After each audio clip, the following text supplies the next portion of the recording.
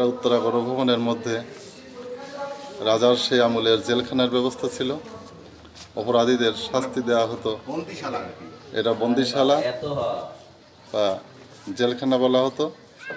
এটার মধ্যে খুবই অন্ধকার, আমরা কিছুই দেখতে পারছি না ভিতরে।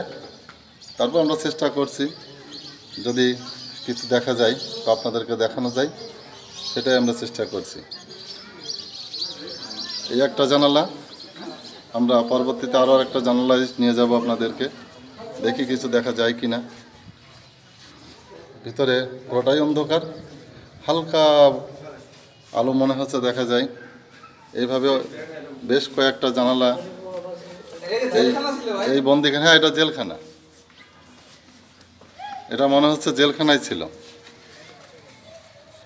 নাটোরের রাজবাড়ির জেলখানা।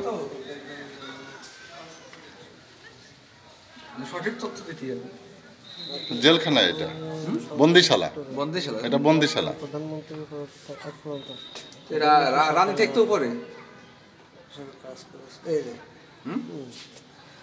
একটু বলেন এই জেলখানা সম্পর্কে আপনার একটা অভিমত বলেন।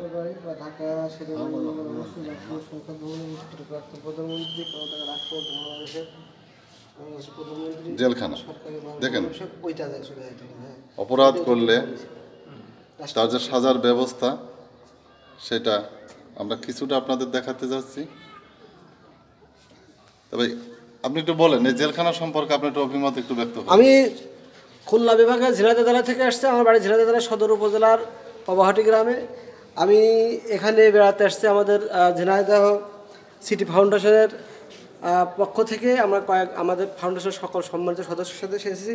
এখানে এসে যা দেখতে পেলাম, এটা উত্তরা গণভবন হিসেবে পরিচিত।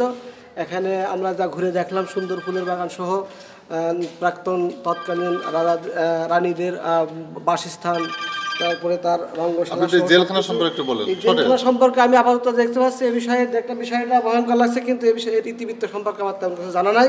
আর যেহেতু জানা নাই, সেহেতু আমি এই বিষয়ে আমরা এটা বুঝতে পারছি যে এটা একটা জেলখানা, এটা কয়ে দেখা না, এটা বন্দিশালা, এটা বন্দিশালা, এক কথায় বন্দিশালা। ধন্যবাদ আপনাকে।